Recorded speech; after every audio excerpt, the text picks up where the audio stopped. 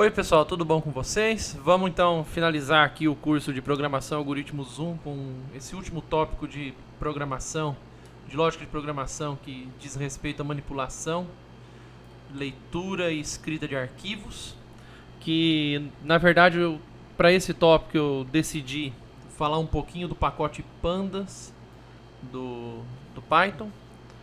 Eu não vou me aprofundar muito nessa história de pacotes do Python, porque isso diz respeito ao conteúdo do trabalho de vocês, tá? Do trabalho final de vocês. Mas a gente vai utilizar aqui, eu vou mostrar para vocês como é que faz, como é que a gente utiliza os comandos desse pacote especial de manipulação de arquivos, né, o Pandas. E aí a gente vai aprender a utilizar algumas funções pré-prontas, né, por exemplo, de pré-processamento, de filtragem de dados e algumas coisas do tipo, tá bom? Mas principalmente para leitura e escrita de arquivos CSV, tá bom? Arquivos do tipo CSV. Muita gente dá esse conteúdo aqui com arquivos de texto, né? Arquivos .txt. Mas o arquivo CSV nada mais é do que um arquivo de texto onde seus elementos estão separados por vírgulas, tá bom? São tabelas, tá? E assim, 80% dos nossos problemas vão ser resolvidos com esse tipo de arquivo aqui.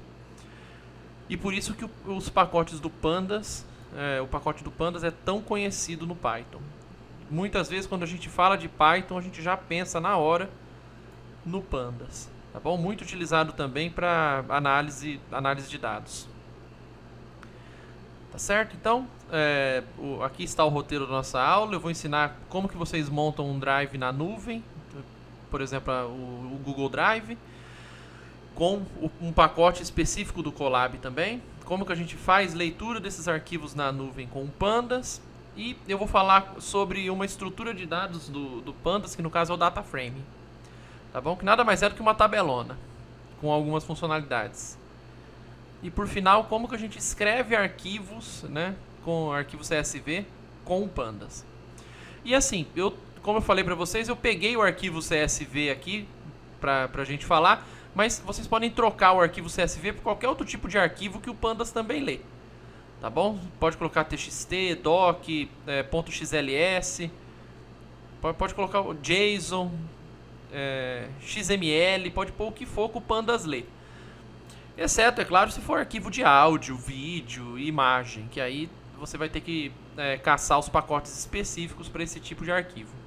Mas arquivo estático, né, arquivo de texto, arquivo de conteúdo textual, a gente pode usar e abusar do Pandas, que ele vai resolver todos os nossos problemas. E aqui eu deixei uma referência com a documentação do Pandas, né, com as funções do Pandas, os comandos do Pandas, tudo que vocês podem precisar aí, pode precisar saber aí com respeito a esse pacote. Então, vamos começar. Como que a gente monta um drive na nuvem com o que eu chamei aqui de pacote Colab? O pacote Colab, ele é um pacote, ele tem algumas funcionalidades, né, alguns comandos específicos a ele, que na verdade esse pacote ele é um pacote da Google, né, da empresa Google, e a gente faz a chamada desses comandos desse jeito aqui. Como eu falei, eu não vou entrar em muitos detalhes com esse tipo de manipulação de pacote. Eu vou colocar um vídeo especial disso. E eu vou deixar manipulação de pacote somente para as nossas interações sobre o trabalho final. Mas, geralmente, do pacote a gente pode fazer o seguinte. A gente coloca o from para falar de. Aí a gente fala qual que é o pacote. Aqui o pacote é o Google Colab. Import. E aí a gente fala quais comandos que a gente quer. Então, do pacote Google Colab, import. Aí eu vou querer a função drive. Ou seja, pega o pacote do Google Drive no Colab. E esse comando aqui, ele é dedicado a montar o drive, a fazer a conexão na nuvem com a nossa conta no Google Drive. Tá bom? E como que a gente faz isso? A gente chama a montagem a parte de montagem dentro dessa classe de comandos drive. Tá bom? Aí eu coloquei aqui /content /drive porque é uma especificação do comando. Tá bom? É isso que o comando demanda da gente. Quando eu executar essa célula, ele vai abrir o meu Google Colab para eu fazer a conexão. Tá bom? Para eu fazer o login. Porque é assim que eu vou acessar os arquivos que estão no meu Google Colab. Eu consigo fazer isso daí com essas duas linhas de código. Tá certo? Então, vamos executar. Olha lá, ele vai perguntar, ó, você deixa esse notebook acessar os arquivos do seu Google Drive? Eu falo, pode deixar, conecte ao Google Drive. Ele vai abrir aqui essa caixinha para eu logar no meu Google Drive. Eu vou escolher minha conta. E eu já estou logado, na verdade, essa daqui é a minha conta já nesse Google Drive. E aí eu só permito o acesso. Tá bom? Então, já está montado. Assim que ele vai dar uma mensagem aqui falando que já está tudo certo.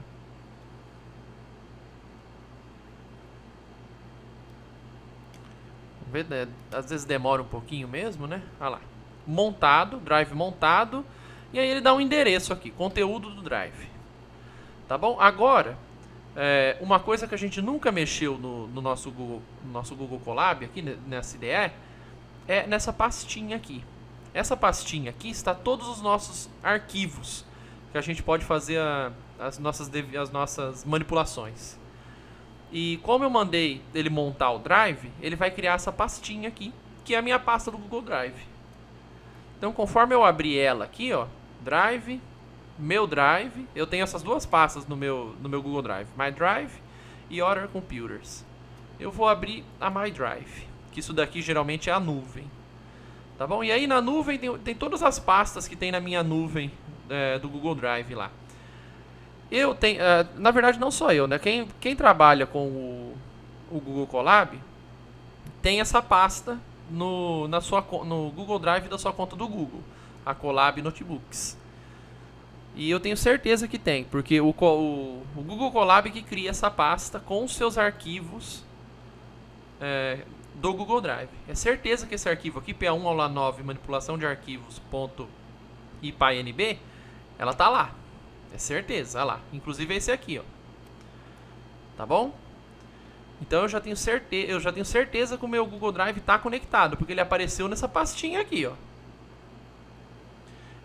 E enfim, aí uma coisa que a gente precisa definir é, eu gosto de criar uma pasta para colocar os arquivos que eu vou manipular.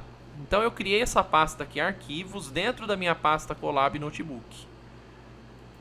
Tem no caso dois arquivos, esse BTC USD e esse WordCups. Então tem esses dois arquivos aqui que são CSVs. Tá certo? Então todos os meus arquivos estão dentro dessa pasta aqui, dessa pasta arquivos. Então uma coisa que é interessante a gente fazer é pegar esse endereço. Como que a gente faz isso? A gente vem nesses três pontinhos aqui, dá 2 cliques e clica aqui, ó, copiar caminho. Tá bom? Copy path. A gente vem e copia o caminho. Então o caminho agora está na memória. Uma coisa que é sempre bom da gente fazer é guardar esse caminho numa variável. Eu gosto de colocar aqui, endereço da nuvem. E aí eu coloco todo o endereço até essa pasta aqui. E assim, uma coisa que eu também gosto de fazer é não deixar o nome da pasta sem a barra. Tem gente que deixa porque tem algumas funções que demandam isso. Mas como não vai ser nosso caso, eu gosto sempre de terminar o endereço com uma barrinha. Tá bom? Porque agora a gente só precisa adicionar os arquivos aqui e acabou. Então vamos salvar esse endereço aqui nessa variável, endereço na nuvem. E como o nosso drive já está montado, a gente já salvou o endereço na nuvem desse drive, eu vou fechar esse detalhamento aqui, mas se eu quiser é só clicar nessa pastinha aqui que ele abre de novo. Tá bom? Então eu vou vir aqui e vou fechar. Pronto. E daqui para frente a gente já tem o drive montado. Agora o que a gente precisa fazer é acessar esses dois arquivos aqui, ler esses dois arquivos. E como que a gente faz isso? Justamente com o pacote pandas. Tá bom? A gente vai fazer isso de uma forma muito parecida com essa importação de comandos que a gente fez aqui. Tá certo? Então vamos lá. Como eu citei para vocês, o Pandas ele é especializado a ler tudo quanto é arquivo textual. Ou arquivo TXT, né, arquivo de texto, ou de dado estruturado, que são tabelas, HTML, JSON, XML, ou até mesmo arquivos do Excel, tá bom? Arquivos do Excel. E ainda, ele consegue ler, alterar e fazer queries sobre bancos de dados do SQL, tá bom? Ele age diretamente na base de dados, certo? Num banco de dados.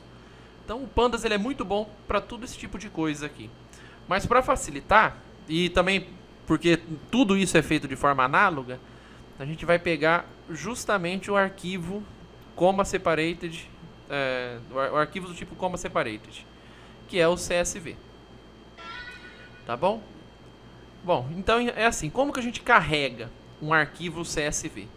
Olha, primeiro de tudo a gente tem que fazer a referência ao pacote.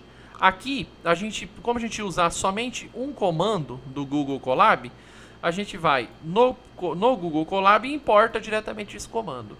Agora aqui no Pandas, como a gente vai utilizar bastante comando do Pandas, então a gente consegue importar todos os comandos de uma vez desse jeito aqui. Importe o comando pandas como pd. Tá bom? Essa é a estrutura da importação de um pacote. A gente fala que vai importar o pacote e dar um apelido para ele, para não ficar escrevendo pandas toda hora. Tá bom? Então é pd. A gente chama de pd, mas você podia chamar isso daqui de qualquer coisa. Tá certo?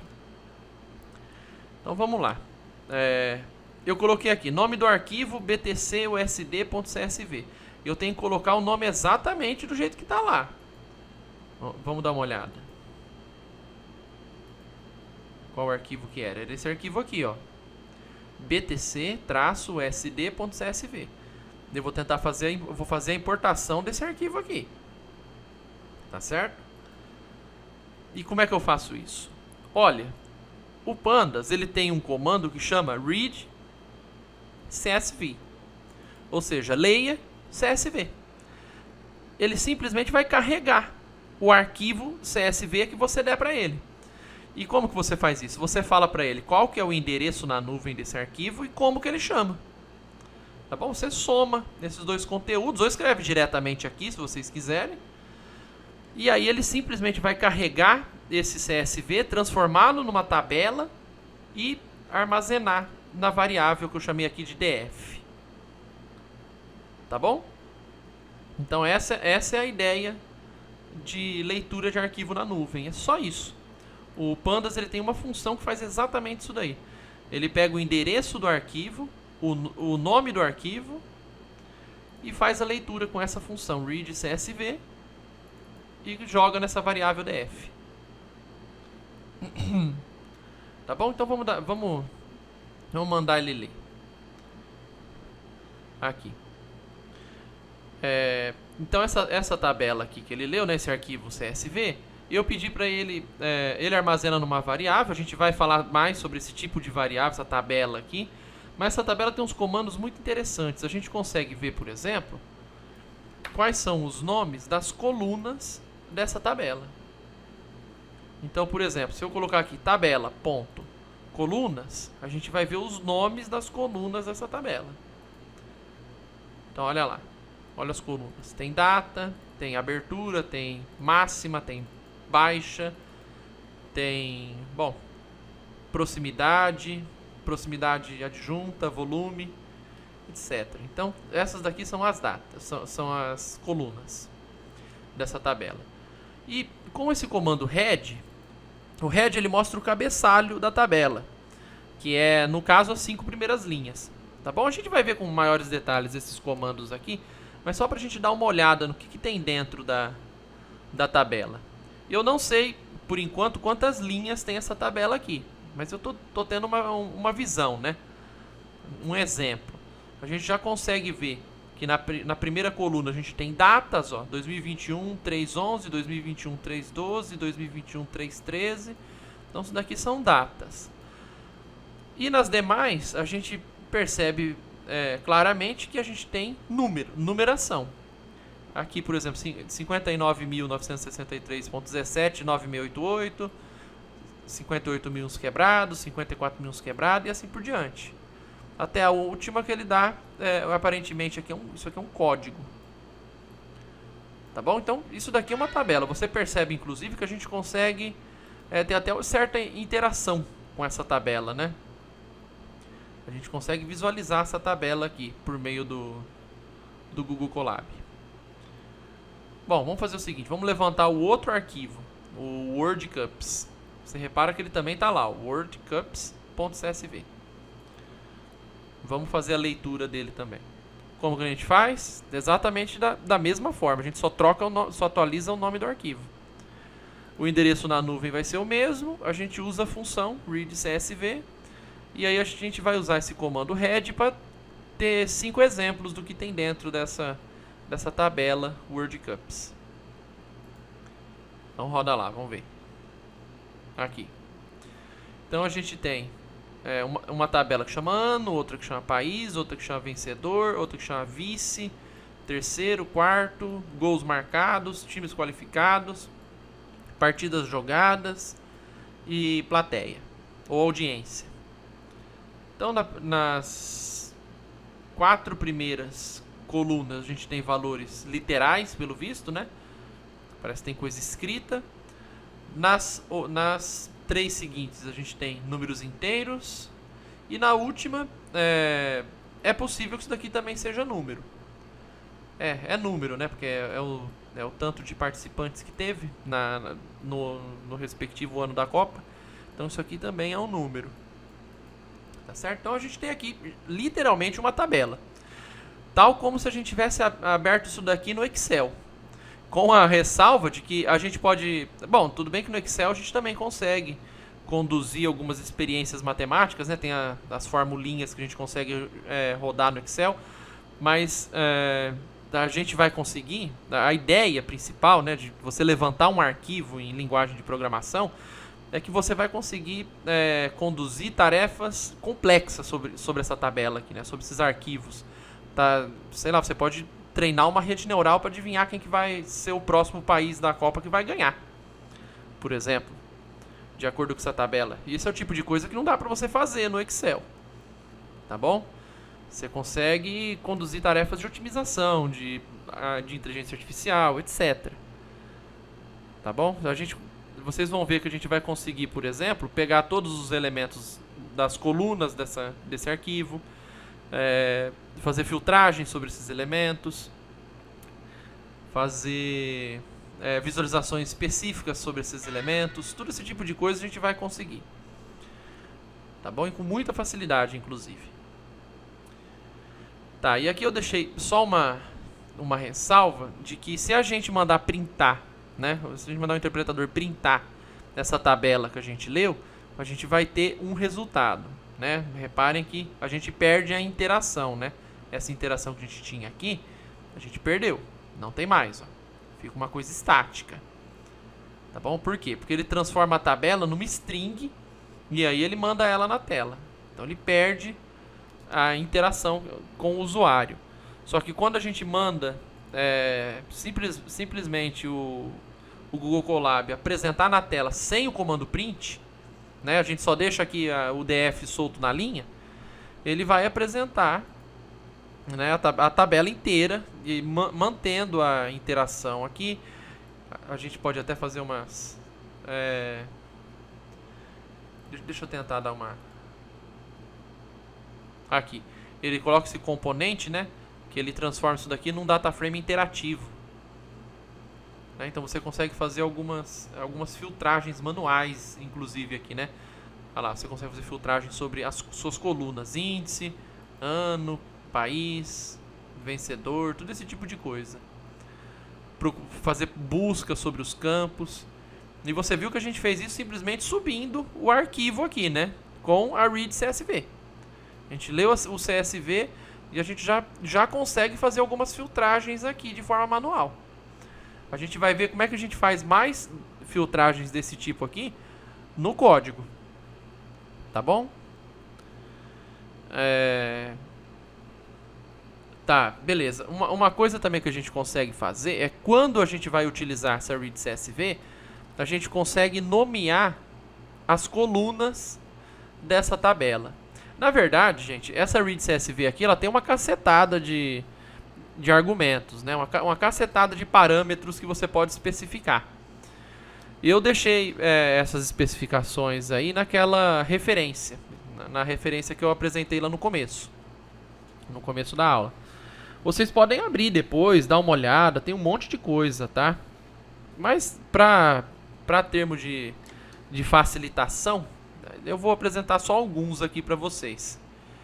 Só os mais utilizados. No caso aqui, o que eu vou apresentar, a priori, vai ser esse names. Esse comando names aqui, você pode dar os nomes que você quer que a coluna assuma conforme a tabela for ser lida. Tá bom? Você passa esses nomes aqui em formato de lista. A lista de nomes das colunas. Tá bom? E vocês reparem que as colunas aqui, inicialmente, elas têm nomes em inglês, né? Year, country, winner, runners-up, 30, 40, goals scored, qualified teams, matches played e arenas. Então você tem tudo isso daqui, só que em inglês. Se você quiser subir esses nomes aí em português, você só coloca esses nomes, você só escreve esses nomes em formato de lista aqui e acabou. Ano, país, vencedor, vice, terceiro, quarto, gols marcados, número de times, jogos, audiência. E eu tô colocando sem espaço em branco e sem acento, mas se você quiser, você pode colocar em espaço em branco, com acento, com tudo que ele aceita, tá bom? Isso aqui, como eu falei, é uma tabela, igualzinho no Excel. Então não tem requisito que você precisa atender para fazer esse tipo de leitura, não. Tá bom? Só tô mostrando aqui que é possível. Então vamos lá.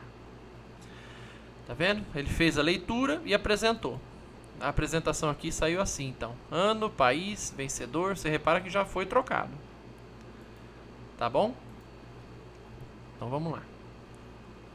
E você também consegue, além desse names, tem esse outro especificador aqui, que é o index call, que é para você definir qual coluna vai ser o índice.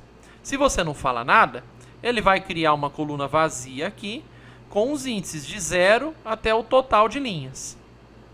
0, 1, 2, 3 até o total de linhas. Tá bom? Ele vai criando, ele cria essa coluna de indexação aqui de forma automática. Mas você pode especificar qual que é o índice da sua coluna, da sua tabela. Você pode falar, por exemplo, que o índice é o ano. Tá bom? Então, e ele vai utilizar esse índice aqui como se fosse um rótulo para as linhas. Tá certo?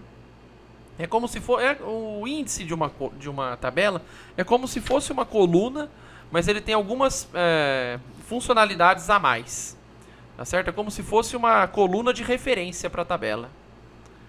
Tá bom? Então, é sempre bom você especificar um índice para suas colunas. Aqui eu deixei que o índice seria o ano. Tá bom? Então, coluna ano se torna rótulo das linhas, ou índice das linhas. Então, vamos lá. Aqui, aí você repare que o ano aqui ele já não é mais uma coluna como as outras. Ó, ele virou aqui essa coluninha especial, que é justamente o índice das linhas. Deixa eu deixar aqui como em inglês, que eu acho que vai funcionar melhor. Não funciona. Bom, deixa como ano mesmo, então. Tá bom, a gente tá vendo, então. Um ano aqui está servindo como índice das linhas. Tá certo? E, enfim, como eu falei pra vocês, essa função aqui, ela possui uma cacetada de parâmetros. E eu deixei aqui a documentação de todos eles para vocês darem uma olhada, se tiver curiosidade, mas que não vai precisar. Tá bom? Esses comandos, esse tipo de leitura que a gente fez aqui, já é mais do que suficiente. Geralmente só o read CSV já tá bom. Tá certo? Então vamos lá. Estrutura de dados no Pandas. Deixa aqui data frames e series. Na verdade eu preparei um material que está bem mais completo do que esse daqui, e eu deixei para vocês darem uma olhada. Mas esse daqui, ele tá um pouco mais mastigadinho, um pouco mais simplificado. Tá bom? Mas eu compartilhei os dois com vocês lá no Discord. Então, assim, só para deixar claro, o Pandas ele tem 3 principais estruturas de dados. O que a gente chama de séries, essa que a gente chama de data frame, a tabela é um data frame, e outra que a gente chama de painel. No caso, nessa aula aqui, a gente só vai abordar os tipos de dados data frame. Tá certo? Mas esses 3 tipos aqui existem no Pandas e são muito utilizados. É que o data frame, como ele já é a tabela, né, que a gente capta com a função readCSV, então a gente vai dar um batidão sobre algumas funções que esse tipo de estrutura de dados tem. Tá certo? Então é isso daí. Essa, na minha opinião, pelo menos, é a estrutura de dados mais importante do Pandas. E também é a estrutura de dados que a lista de exercício de vocês está totalmente baseada. Tá bom? Mas então é isso daí. Um data frame ele não tem segredo. Ele é uma planilha. Ele é uma tabela do Excel. Tá bom? E a forma com a qual a gente pode definir um data frame é a mais variada possível. A gente pode definir através de matrizes, através de listas, de séries, mas principalmente a gente pode definir ou com a leitura de um arquivo CSV, que nem a gente fez aqui, ou com um dicionário. Tá bom? Exatamente, sendo esse dicionário, exatamente a estrutura de dados que eu conversei, que eu apresentei para vocês em aulas passadas. Tá bom? Se eu não me engano, foi não na aula passada, mas na outra. Tá certo? E aí, no caso, cada dicionário se torna uma coluna, sendo que as chaves dos dicionários se unem para formar os rótulos das linhas. Tá bom? Então, é aquela história. O dicionário ele se torna uma coluna inteira. Os valores dos dicionários são passados para as colunas. E as chaves desse dicionário vão virar os índices das linhas. Tá bom? Então, é assim, inclusive, que a gente mais vai manipular data frames nessa aula. Inclusive, já vou começar o primeiro exemplo da criação de um data frame exatamente desse jeito. Como eu falei para vocês, o data frame a gente obtém a partir da leitura de um readCSV, né, daquela função readCSV. Mas a gente consegue definir esse tipo de dados com essa função data frame. Tá bom? Às vezes a gente não tem um data frame oriundo de uma leitura de dados, de um CSV. Mas muitas vezes a gente quer criar um CSV com um relatório de alguma análise de dados, de alguma coisa. Então a gente precisa criar aquele arquivo, um arquivo CSV. E a gente faz isso com mais facilidade no Python através dessa estrutura data frame. Tá bom? Então vamos supor que a gente tem um dicionário que acabou de sair de um processamento de dados e a gente quer gravar esse dicionário no computador para não perder. Porque, não sei se vocês já repararam nisso daí, mas quando vocês fecham, né, o Google Colab, todas as variáveis que vocês estavam utilizando, elas somem também. Né? E assim, às vezes a gente pode até printar, né, ter a variável printada aqui e tal. Mas agora vamos pensar que você vai estar lidando com um problema que tem, vamos supor, 3 milhões de linhas e 400 colunas. Então nem vai fazer sentido você printar esse negócio, entendeu? Você vai ter que salvar. E para você salvar, a forma mais fácil que eu consigo visualizar aqui é com você criando um dicionário para falar, né, os campos desses dados que você criou, montando um data frame com esses dados, com esse dicionário, e finalmente salvando em arquivo CSV, que é o que eu vou mostrar para vocês no final da aula como é que faz. Tá bom? Então vamos lá. Criamos um data frame com esse comando do Pandas, que é data frame, tá bom? Ele age sobre um dicionário, ele age sobre todo esse tipo de coisa aqui, mas vamos começar com um dicionário. Você aplica esse comando data frame sobre um dicionário e ele vai criar uma tabelinha, tá bom? Vamos ver. Olha aqui, eu estou mandando printar. Quando eu mando printar, ele transforma numa string, tá bom? Mas lembrando que a gente pode simplesmente pedir para o Google Colab analisar essa variável, deixando ela aqui de forma isolada, e ele já mostra uma tabelinha aqui para a gente. Então, a gente saiu de um dicionário, cujas chaves são estado, ano e população, e os valores são listas, tá? O valor do estado é essa lista, FL, FL, GA, GA, GA, FL, FL. Para a chave ano, a gente tem essa lista aqui, esse é o valor lista, que vai ser uma lista de anos. E para a população também, a gente tem aqui uma lista numérica, todas de mesmo tamanho. Tá certo? Então, isso aqui configura um dicionário, estado definido entre chaves. Tem chaves, relações chaves e valores, olha os valores aqui. Todos os valores são listas de mesmo tamanho. A gente consegue construir um data frame. Beleza? E só para recapitular, ele construiu aqui um data frame, ele já vai colocar na hora uma coluna de índices. Tá certo? Igualzinho quando a gente lê um CSV. Ele vai pegar todas as informações que ele tem e vai criar automaticamente, porque a gente não falou qual que vai ser o índice, ele cria automaticamente uma coluna de índice. Tá bom? E aí, então vocês reparem, as chaves desse dicionário viram colunas, viram rótulo de colunas, ó. Estado, ano e população. E os valores desses dicionários viram linhas. Então veja bem, você tem aqui listas de 1, 2, 3, 4, 5, 6, 7 elementos cada uma. Como todas têm o mesmo tamanho, ele vem aqui e cria para cada coluna 7 linhas. Tá certo? E exatamente nessa mesma ordem aqui, ó. A primeira linha vai ter o FL 2010 18.8. FL 2010 18.8. Tá bom? Então, é assim que a gente cria uma tabela, né, um data frame a partir de um dicionário. OK?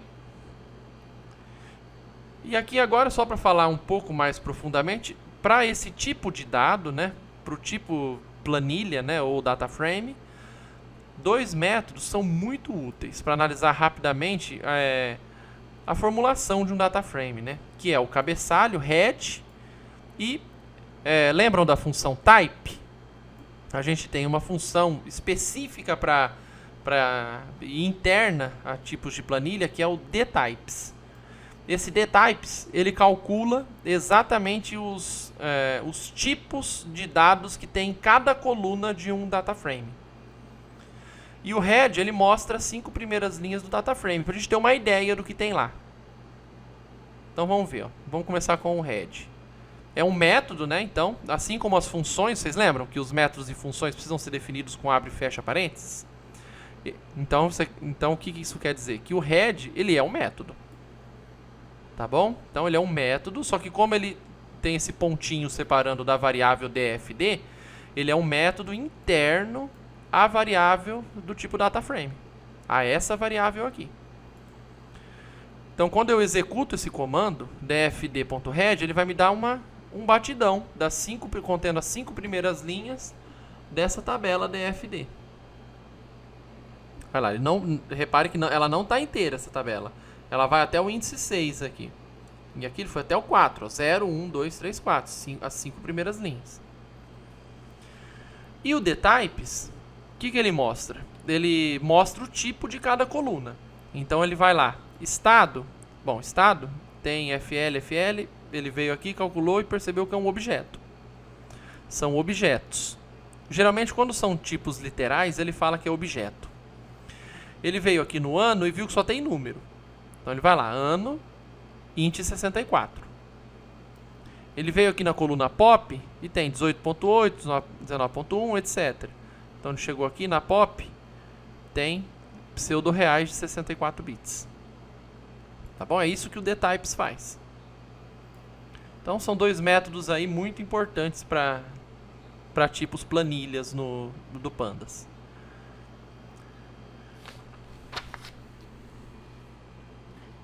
Aqui tem outro exemplo, então. A gente tem um data frame de dicionários, de um dicionário de dicionários. Então esse DOD Dict of Dicts, ele é um dicionário, porque ele tem abre e fecha chaves, tem as duas chaves FL e GA, e as relações, e os valores dessas chaves são outro dicionário, tá?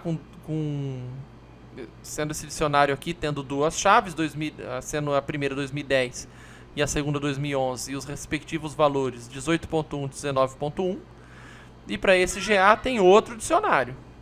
Então é um dicionário de dicionários. E a gente consegue criar, então, o arquivo no Pandas a partir desses dois dicionários. Só que reparem que que para a chave GA, a gente tem um dicionário com 3 chaves. 2008, 2010, 2011. E para o FL, a gente tem um dicionário só com 2 chaves.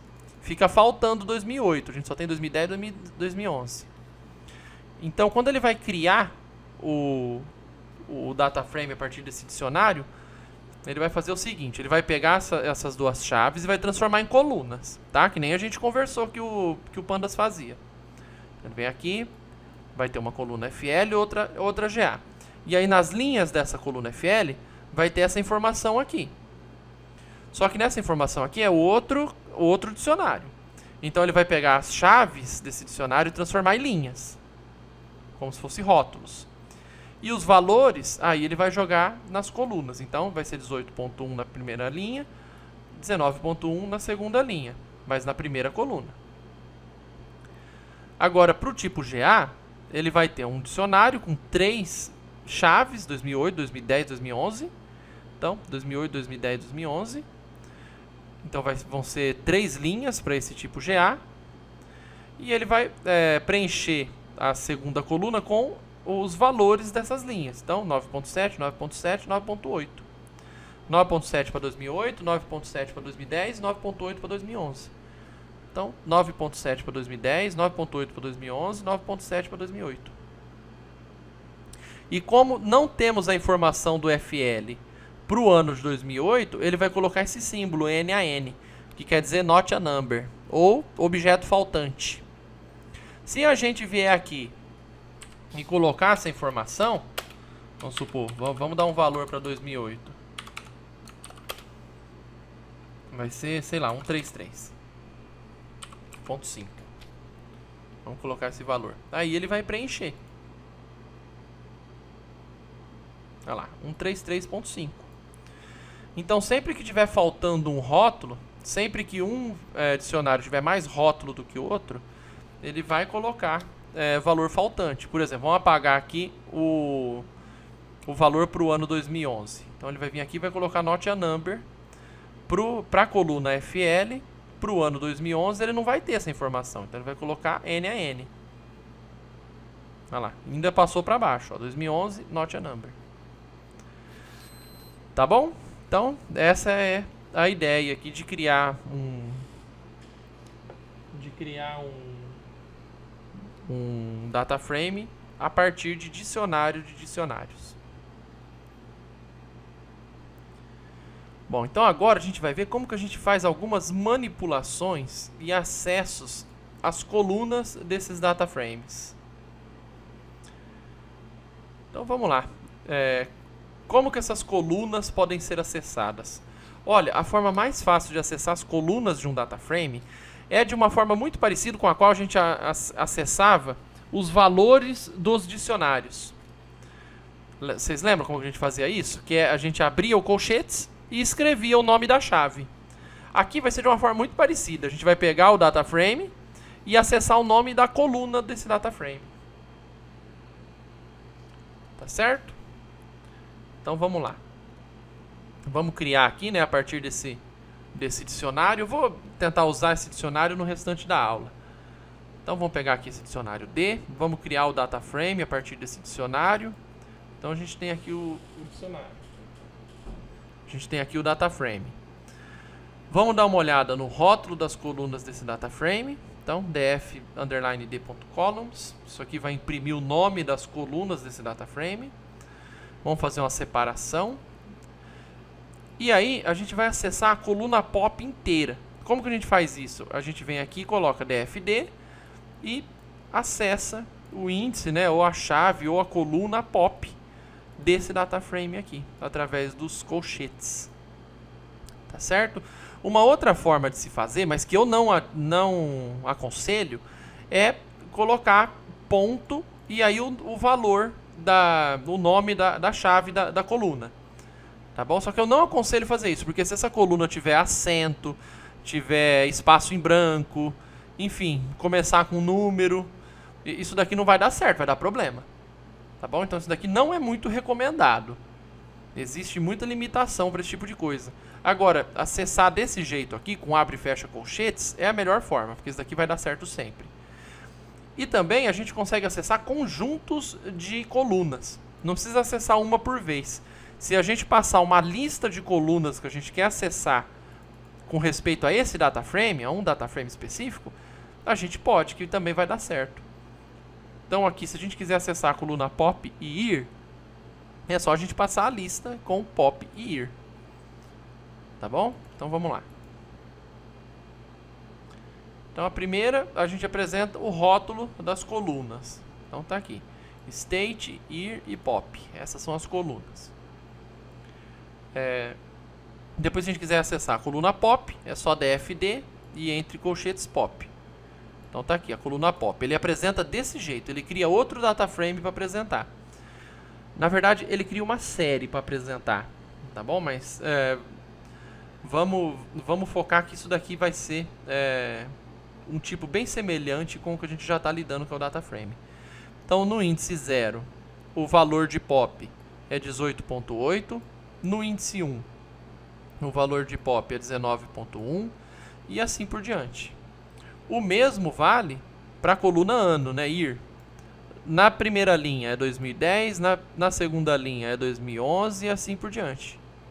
Repara que essa apresentação aqui ainda coloca o nome da coluna e o tipo dela, o dtype dela, que é float 64 para pop e para o ano é int 64. E aqui no último print a gente apresenta a coluna pop e year. Então vai aparecer duas de uma vez. Ele cria outro data frame para apresentar. Tá certo? E assim, uma coisa que a gente pode notar é que se a gente não quiser lidar com um outro data frame, né? Se a gente quiser, sei lá, uma lista, por exemplo, a gente pode acessar, vamos supor que a gente quer acessar a coluna pop. Então a gente pode fazer assim, ó. DFD, quero acessar a coluna pop. Se eu não colocar nada, vai aparecer outro data frame. Mas tem um comando que chama values. Na verdade é uma propriedade. E ele vai retornar um array, né, que é um tipo muito parecido com uma lista. Tá? Ele é um tipo muito parecido com uma lista. Inclusive, se você colocar list, né, se você quiser definir que isso daqui de fato vai ser uma lista, ele devolve esses valores aqui exatamente como uma lista.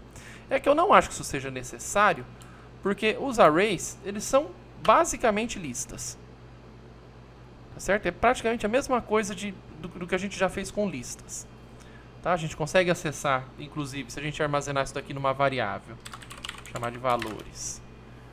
Se a gente quiser acessar os índices desses valores, então a gente pode acessar do mesmo jeito que a gente acessa com listas. Por exemplo, o primeiro valor vai ser o 18. O último valor vai ser 9.8. Tá certo? Então, a gente já consegue acessar todos os elementos das colunas de uma planilha. Tá bom? Só com esse comando aqui, super simplificado. A gente a gente dá o nome da coluna e acessa esse valor entre colchetes dentro do DFD. Se a gente utilizar o valor, a propriedade values, né, o atributo values desse data frame, a gente consegue pegar todos os valores dessa tabela. Tá certo?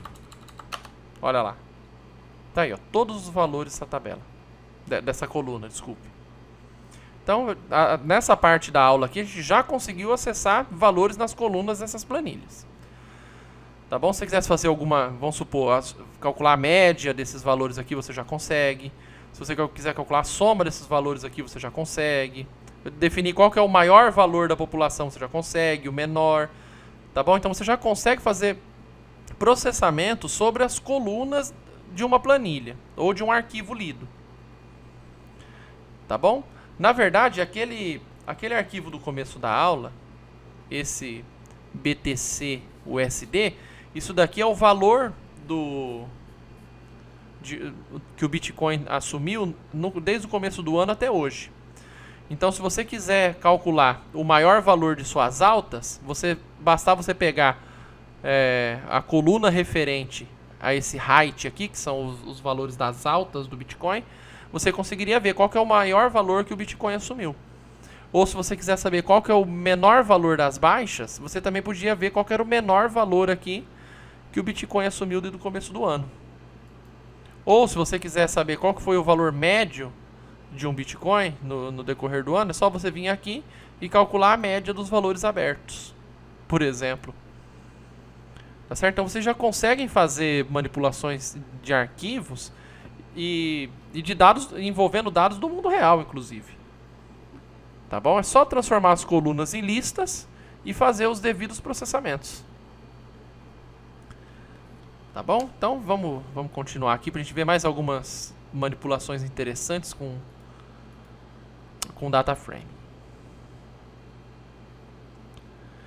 Então vamos lá, buscas baseadas em expressões booleanas.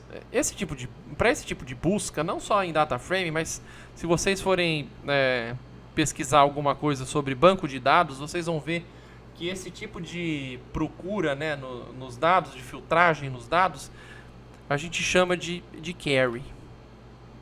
Tá bom? Então, todo data frame tem esse comando query, que literalmente faz buscas de acordo com informações baseadas nas colunas desse data frame.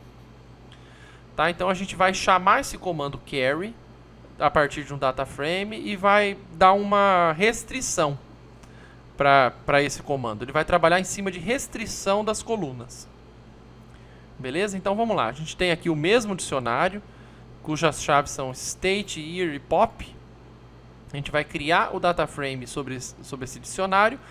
E aí, por exemplo, se a gente quiser fazer uma filtragem nas linhas desse data frame, de forma que a gente considere apenas as linhas nas quais a coluna pop apresenta valores menores que 10, então a gente precisaria só chamar dfd.carry e aí falar para ela pop menor que 10 em valor literal. Então ele vai recuperar as linhas do data frame nas quais o valor de pop é menor do que 10. O valor referente à coluna pop é menor do que 10. Tá certo? E se, por exemplo, a gente quisesse fazer a busca, né, colocando mais restrições, a gente também poderia. Por exemplo, se a gente quisesse que o valor da coluna pop fosse menor do que 10 e o estado não fosse o GB, estado GB, então era só a gente colocar pop menor do que 10 e estado diferente de GB. E aí você repara que como GB é um valor literal, a gente precisa colocar esse valor entre aspas, né? E agora a gente já começa a ver uma utilidade para aquela história de dentro da string da gente poder chamar aspas, né? A gente começando esse valor com aspas simples e dentro da string a gente tem aspas duplas. Então a gente já começa a ter uma utilização para esse negócio aqui, para essa funcionalidade, né? Porque agora quando o data frame ele precisa saber que o valor do estado é um valor literal e que precisa ser diferente de GB. E para isso não tem outro jeito, tem que colocar as aspas duplas aqui, ou aspas simples, mas aí eu teria que começar com aspas duplas esse valor. Tá certo? Então vamos ver o que isso daqui gera. Ah lá, primeiro ele vai procurar dentro do data frame as linhas nas quais o valor da coluna pop é menor do que 10. E de fato, ó, ele tinha todas essas opções aqui, mas ele descartou a 18.8 e a 19.1. Ele pegou só as que a pop era menor do que 10. E aí apareceu tanto o GA no estado quanto o GB. E nessa outra carry aqui, ele quer pop menor do que 10 e o estado seja diferente de GB. Então agora ele vai pegar só as duas primeiras linhas dessa filtragem. Olha lá, não tem a parte que o estado GB. Tá certo? Tudo isso daí com esse comandinho carry. Então agora você também consegue fazer filtragens sobre uma planilha. E repare como que essa filtragem é simplificada. Experimenta fazer isso daqui no Excel para você ver. Primeiro que você não vai conseguir gerar uma outra planilha muito fácil. De uma forma muito fácil. Agora aqui não, aqui a gente gera. Ó. A gente gerou duas planilhas aqui com duas linhas de código a partir de outra planilha. É claro que aqui a gente está utilizando dicionários, né, pequenos para título de facilitação didática. Mas como eu falei para vocês, esses data frames aqui geralmente são gigantescos. Então essas filtragens aqui elas são rápidas e facilitadas. Então além de elas serem muito rápidas, ser feitas de forma muito rápida, elas são facilitadas. Olha aqui, com duas linhas a gente criou dois novos data frames. Tá bom? E assim, aqui eu estou printando, como eu falei para vocês, aqui eu estou printando. O data frame vira uma string, mas eu não preciso fazer isso. Eu posso soltar aqui o data frame aqui, que ele vai criar outro data frame para mim. Ó. Eu consigo acessar com todas as funcionalidades de matriz aqui. De planilha, desculpe. Tá certo? Então, vamos ver como que a gente atualiza um data frame, né? Colocando ou removendo linhas e colunas. Que é outro tipo de coisa muito importante para data frame. Então vamos lá, a gente vai começar do mesmo data frame, né? Tem aqui o dicionário de listas. A gente cria o data frame. E assim, como que a gente colocaria uma coluna a mais nesse data frame? Gente, é da mesmíssima forma que a gente colocava chaves, novas chaves em dicionários. Tá? A gente chama o data frame e fala, ó, na nova coluna, né? Como se fosse uma nova chave, né? Na nova coluna aí a gente coloca o valor dessa coluna. Só que assim, lembre-se que para cada coluna desse data frame tem 1, 2, 3, 4, 5 dados. Né? Essa é uma lista de 5 dados. Então eu tenho que colocar uma lista de 5 dados também. Tá bom? Aqui eu estou colocando então uma lista com 5 valores iguais a 0. Dentro dessa nova coluna. Então só com essa linha aqui ele já criou uma nova coluna. Ele foi lá e criou aqui a new column com esses valores 0, 0, 0, 0, 0. Vamos. Olha lá. No primeiro print, então, a gente tem o data frame criado, que é esse daqui. E no segundo print, a gente tem o data frame com essa nova coluna. Olha lá. Com a nova coluna. Ok? Então é assim que a gente cria uma coluna nova num data frame a partir do pandas. E como que a gente remove?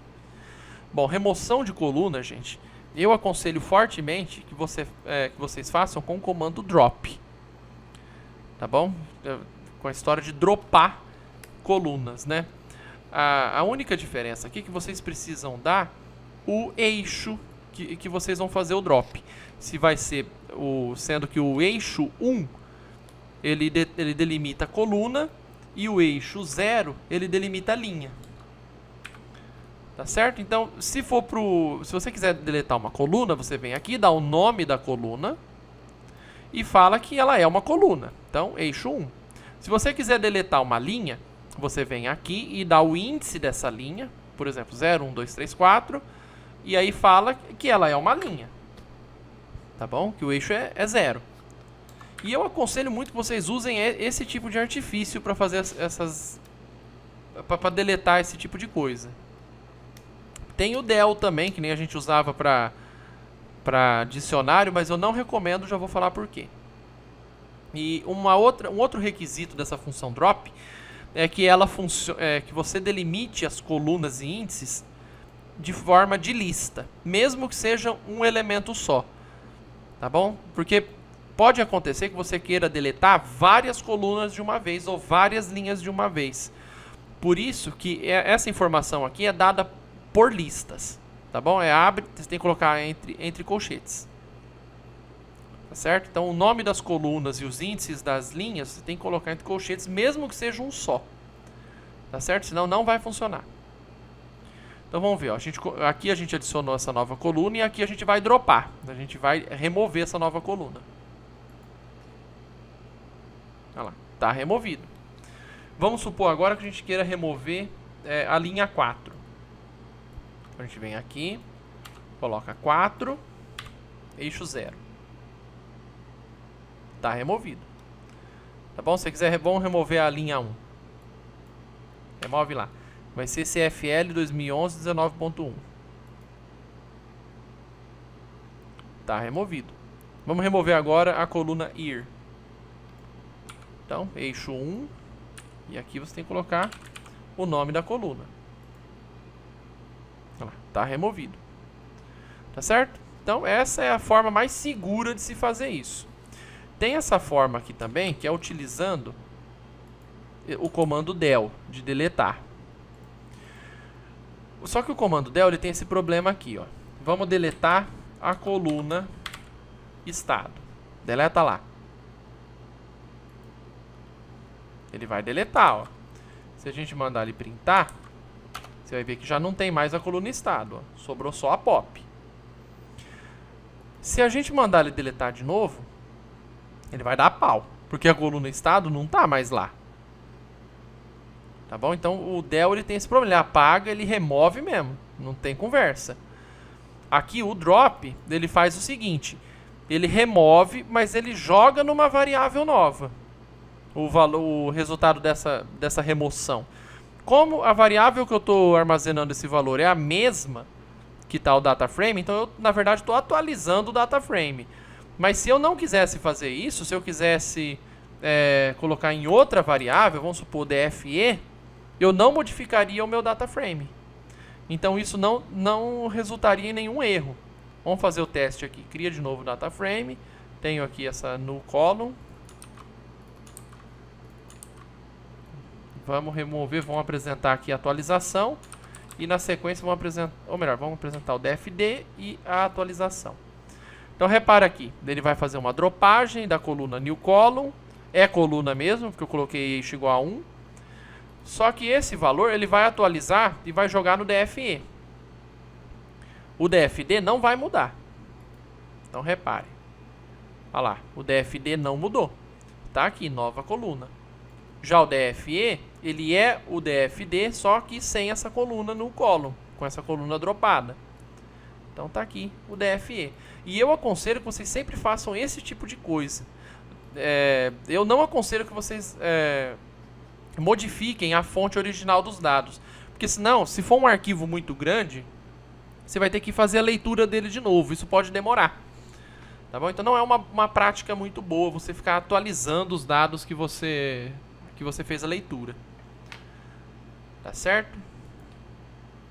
E você pode ver que se eu ficar rodando isso daqui, não vai dar problema. Ó. Posso rodar quantas vezes eu quiser.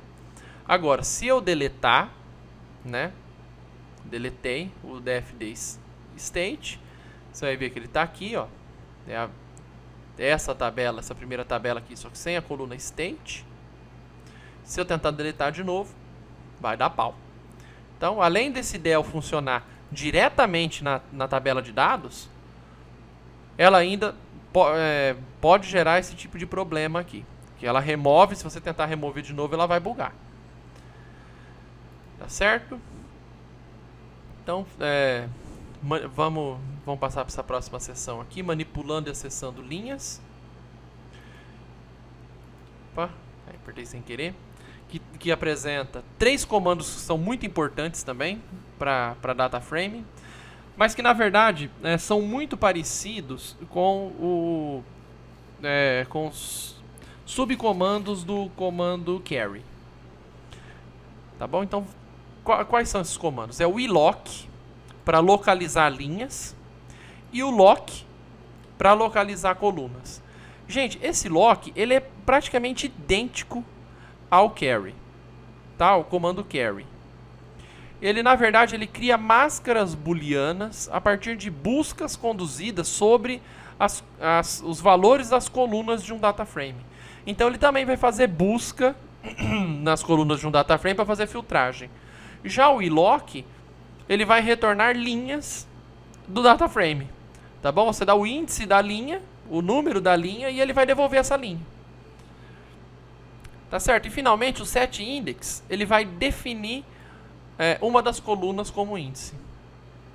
Tá certo? Vai que você leu um arquivo CSV e decidiu mais para frente transformar uma de suas colunas como índice, você vai utilizar essa função aqui, setIndex. Beleza? Então, tendo feito aqui um resumão, vamos ver como funciona a utilização.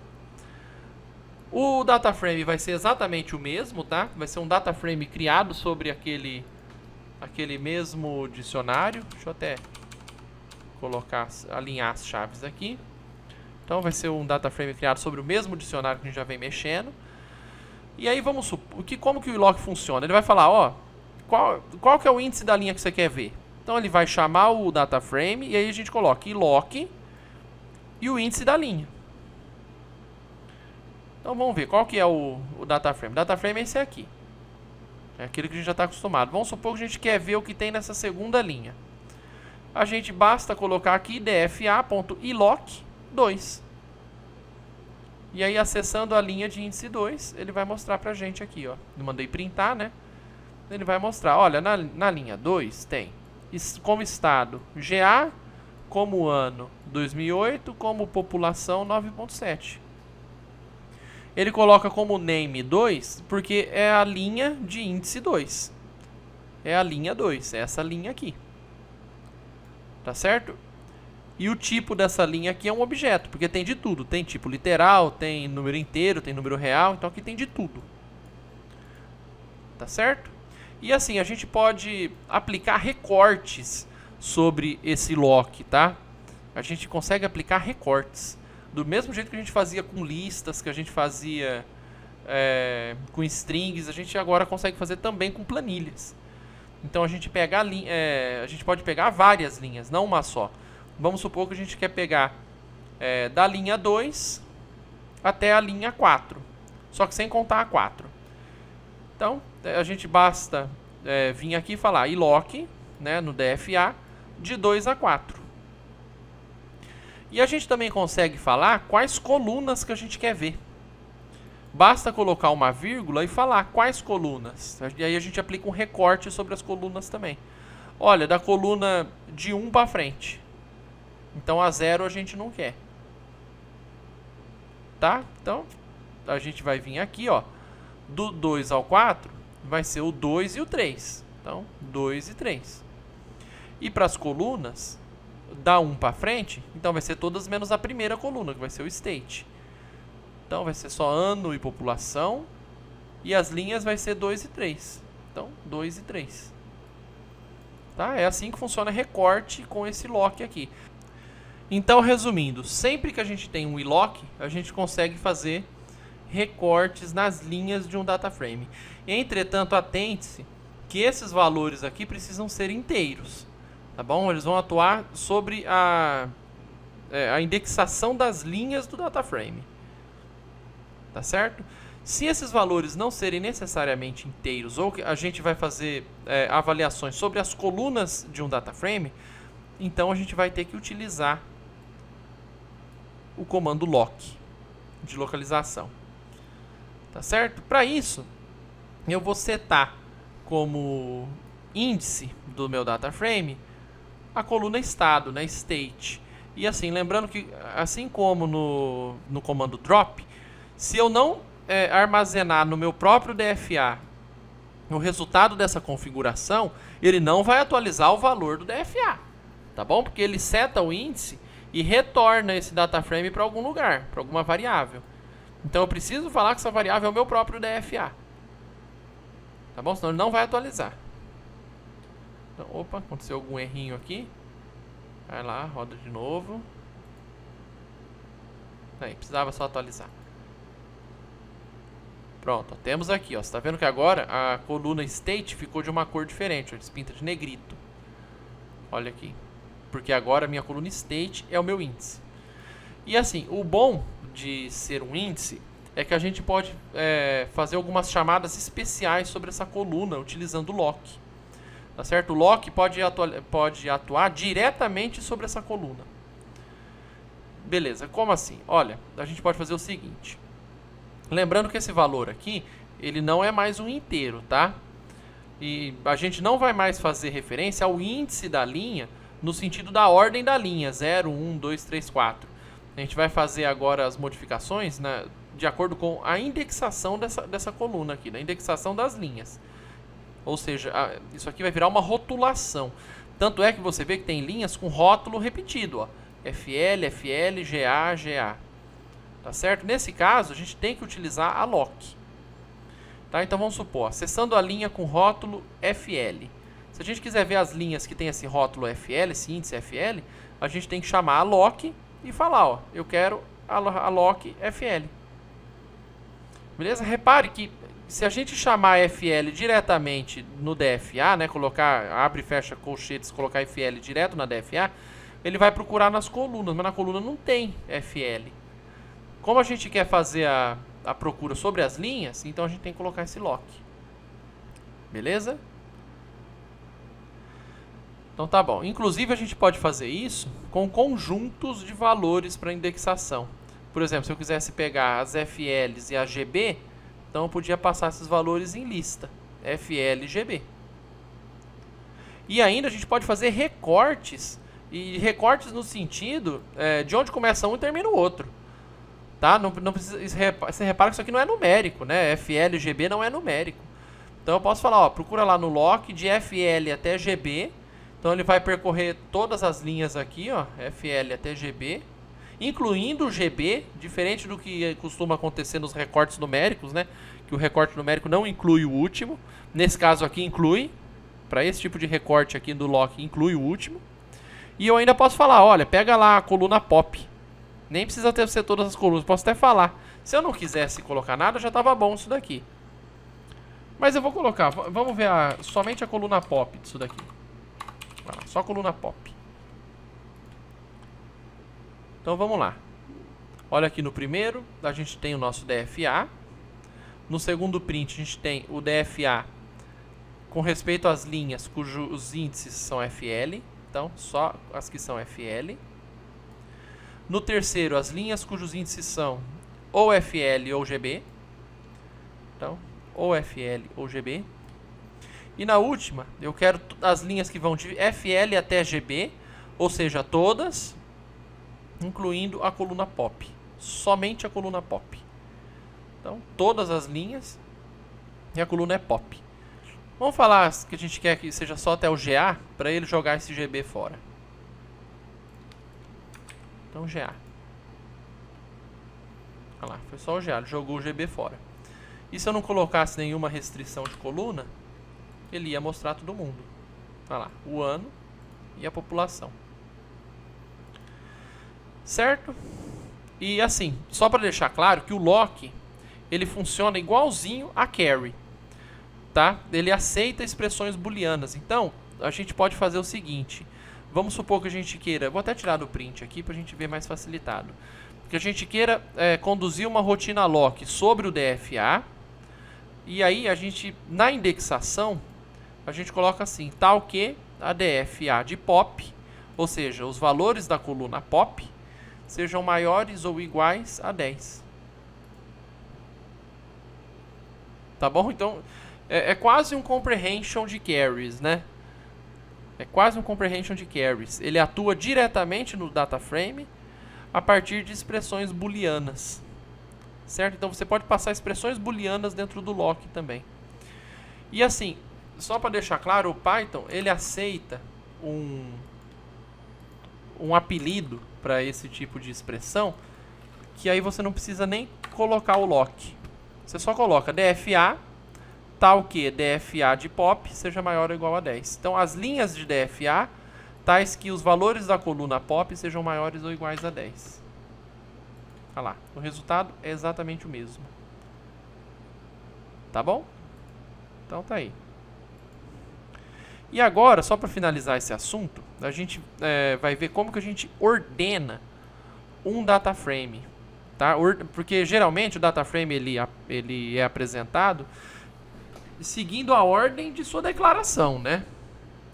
Deixa eu ver aqui, é pop, coluna pop. A ordem de sua declaração. Então você repara que a gente vem aqui, define o data frame assim, começando com FL, o ano 2010, o pop 18.8, ele vai seguir essa ordenação aí, ó. A ordem com a qual ele for pegando esses bichos aqui, ó, esses elementos aqui, ele vai criar a tabela. Só que a gente consegue ordenar esse data frame aqui de acordo com alguma coluna. A gente pode falar, olha, ordena de acordo com a coluna pop. Ordena de acordo com a coluna ano. Ordena de acordo com a coluna estado. Tá bom? Então, a gente também consegue fazer isso com essa função sort values. Então, ele vai ordenar de acordo com os valores. Certo? Então, a única coisa que a gente tem que falar é os valores de qual tabela. Então, a gente tem que dar o nome da tabela aqui. Então, ordena de acordo com a tabela pop. Então, tá lá, ó. Começa com os menores valores e vai até os maiores. Ou ordena de acordo com a tabela ano. Então está ordenado, do menor ano ao maior. Esse daqui é um método muito interessante. Porque aí você consegue ver quais são os menores anos, quais são os maiores anos. Se eu quisesse colocar a população, quais são as menores populações, quais são as maiores populações. Bastaria você saber se você quer procurar no começo da coluna ou no final.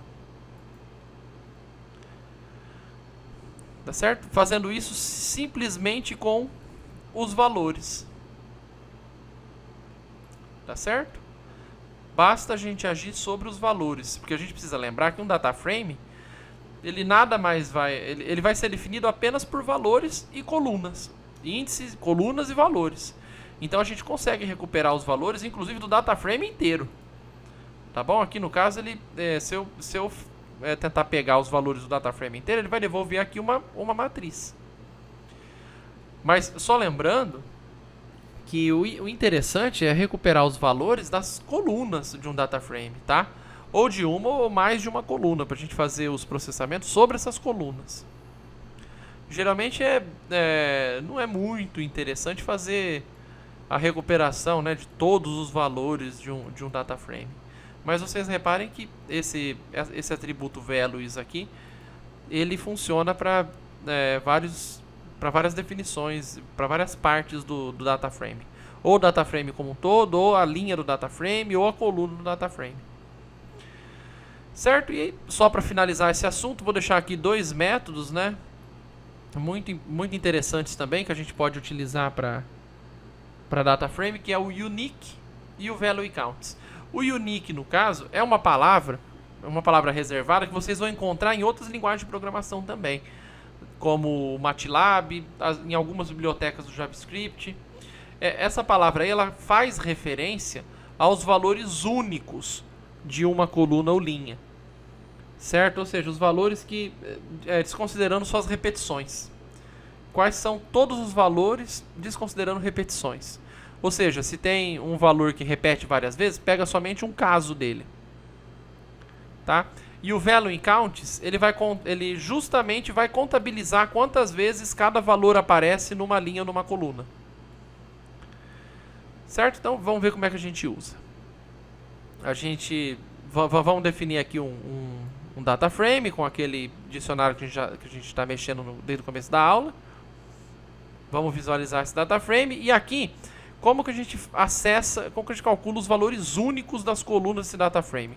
A gente acessa a coluna, vamos supor, a gente quer os valores únicos do ano. Então a gente precisa acessar a coluna e colocar aqui um ponto unique. Ou seja, isso daqui é um método, né, que vai calcular quais são os valores únicos da coluna ano. No caso aqui vai ser 2008, 2010, 2011. Porque o 2010 e 2011 aqui eles repetem, então ele vai dar 2008, 2010, 2011. E no caso do value counts, se a gente quiser saber quantas vezes cada ano aparece, então a gente vai lá, acessa a coluna de novo e já chama esse valor, esse método .value counts, ou seja, conta os valores, conta as aparições, as ocorrências desses valores. Então vamos executar. Então aqui a gente tem o nosso data frame. Aqui a gente vai ter uma lista, né, com os valores únicos da coluna ano desse data frame, que é 2010, 2011, 2008. E a contagem do número de ocorrências desses valores. O 2010 aparece duas vezes. Vamos ver se é verdade. Uma, duas, realmente. O 2011 aparece 2 vezes. Aparece aqui. E o 2008 aparece uma vez só. É verdade, aparece só uma vez aqui. Certo? Então, esses dois métodos aqui pode ser importante aí para vocês no decorrer das suas manipulações de arquivos. E eu resolvi deixar eles aqui. Tem alguma coisa na lista de exercícios sobre eles, tá? E só para fechar a aula, como que a gente escreve um arquivo em pandas? Olha, em vez de ser read CSV, né? A gente vai supor que a gente tem uma variável que é um data frame, beleza? E todo data frame tem um método que chama toCSV. O argumento desse método, né? O que ele precisa para trabalhar é simplesmente o caminho de onde você quer guardar esse arquivo e qual que é o nome que ele vai ter. Tá bom? Então vamos supor que a gente tenha o nosso DFA, tá? Que vai ser esse data frame que a gente criou aqui em cima. E a gente vai querer gravar ele na nuvem, né? No nosso endereço da nuvem. E aí a gente só vai precisar dar um nome para o arquivo. Eu chamei esse arquivo de novo dataframe.csv. Vocês só não esqueçam de colocar a extensão desse arquivo, tá? Que é .csv. Você tem que pôr. Então, o dataframe.toCSV, endereço na nuvem e nome do arquivo. Vamos ver aqui um negócio. Vocês reparem que esse endereço do arquivo, endereço na nuvem, a gente definiu lá em cima como sendo esse path aqui, né? Esse caminho para essa pasta aqui. Então ele já está salvo. O nome do arquivo eu vou definir aqui, novo dataframe.csv. E vocês vão ver que ele vai precisar atualizar com esse dataframe aqui dentro. Então vamos lá. Então ele já executou, já está lá esse arquivo, só precisa atualizar aqui. Olha lá, novo dataframe.csv. Ok? Então está salvo lá o arquivo. Se você quiser dar 2 cliques para conferir, ele vai abrir uma amostra dele aqui, né? E de fato é aquele arquivo. Beleza? O nosso CSV. E é assim que a gente escreve arquivo com pandas. Vocês reparem que tudo aqui foi muito facilitado. É claro que se vocês forem pegar outra linguagem de programação, como o C, C++, Java, não vai ser uma coisa tão facilitada assim. Tá? E assim, para cada arquivo, a gente vai ter alguma especificação que a gente vai ter que fazer. Nesse caso aqui, eu estou mostrando para vocês como é que mexe com CSV. Né? Mas não vai ser muito diferente se vocês forem mexer com outro tipo de arquivo textual. Tá bom? Então, eu acho que a leitura e a escrita de arquivos, elas são bem simplificadas. A gente tem as nossas funções prontas aí com o pacote pandas. A dificuldade da coisa mesmo vai ser com a manipulação do arquivo, que é feito por meio desses data frames aqui. Tá certo? Então, eu deixei uma lista de exercícios aí para vocês, envolvendo esse arquivo aqui, WordCups, que eu acredito que essa daqui é presente de Natal antecipado, porque está muito fácil. Mas se vocês precisarem de mim para alguma dúvida sobre essa lista aí, é só me chamar no Discord. Tá bom? Então, um forte abraço a todos e até a próxima.